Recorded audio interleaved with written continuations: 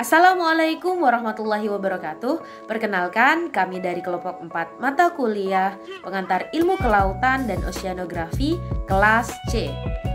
Pada kesempatan kali ini, izinkan kami untuk memaparkan narasi mengenai pengasaman air laut di perairan Indonesia. Sebelum itu, izinkan kami untuk memperkenalkan diri terlebih dahulu.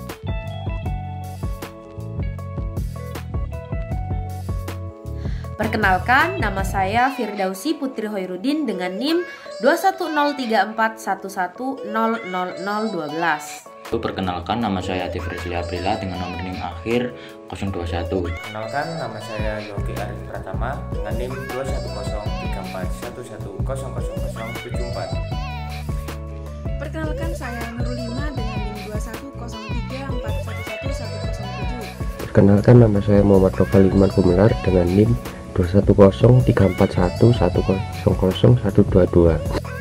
Pengasaman laut di perairan Indonesia. Pengasaman laut di perairan Indonesia mulai berkembang sejak 10 tahun terakhir. Kalian tahu nggak sih kalau laut itu memiliki peranan yang sangat penting dalam siklus karbon global loh.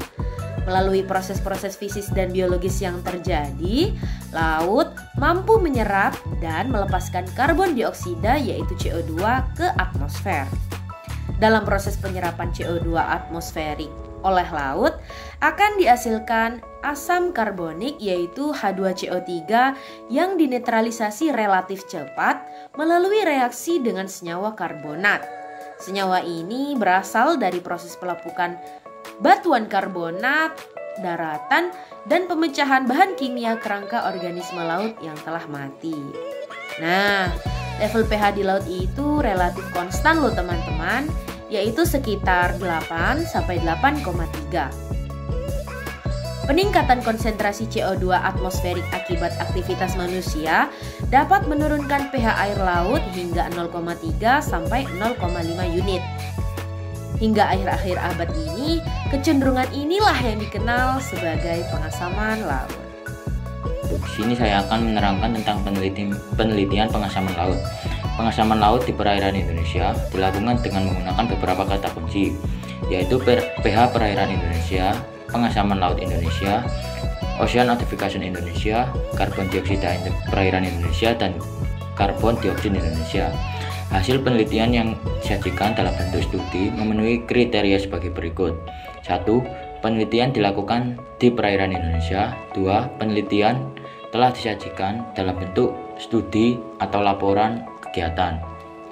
Di sini saya akan menjelaskan apa itu objek pengasaman laut di perairan Indonesia. Apa kalian tahu bahwa pengasaman laut di perairan Indonesia merupakan hasil pengukuran dari beberapa parameter perairan, baik secara in situ maupun analisis sampel.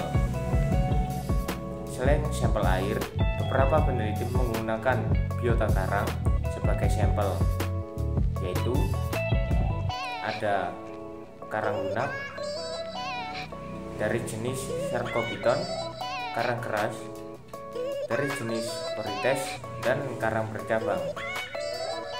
Dan peneliti juga menggunakan biota mikroalga seperti fitoplankton dan lamun sebagai sampel.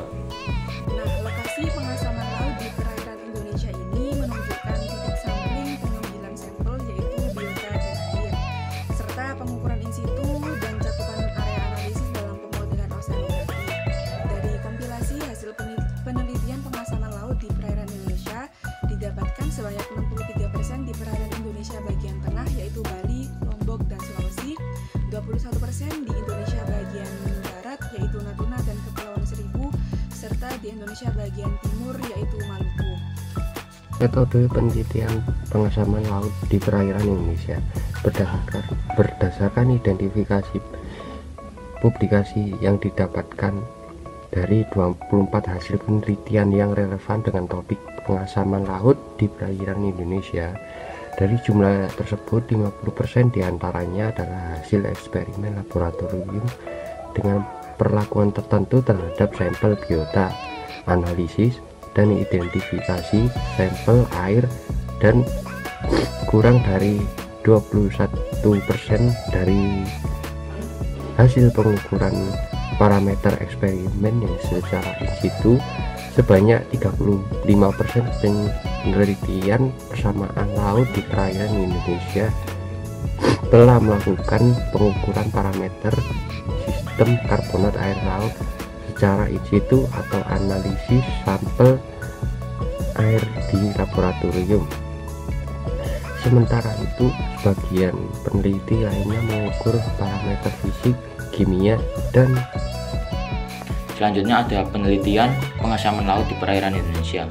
Berdasarkan penelitian pengasaman laut di perairan Indonesia yang menggunakan sampel biota adalah sebanyak 67%, dan hasil penelitian menunjukkan dampak negatif dari penurunan pH terhadap pertumbuhan biota fitoplankton dari jenis Halimeda dan Acropora. 26% menggunakan biota Sargophyton. Lokasi berbedanya yaitu pesisir Minahasa yang berada di Sulawesi Utara, Pulau Gunung Api yang berada di Banda Neira, Pulau Panggung yang berada di Kepulauan Seribu, dan Pulau Umang-Umang yang berada di Lampung Selatan. Dari penelitian ini menunjukkan bahwa biota tersebut cukup resisten dan mampu beradaptasi terhadap penurunan pH yang ada di lingkungan. Untuk menekan pengasaman laut, ada cara yang paling efektif yaitu dengan mengurangi emisi gas CO2 ke atmosfer. Sekian pemaparan narasi mengenai pengasaman air laut di perairan Indonesia dari kelompok 4. Mohon maaf apabila ada salah kata maupun perbuatan. Kurang lebihnya kami mohon maaf. Terima kasih. Wassalamualaikum warahmatullahi wabarakatuh.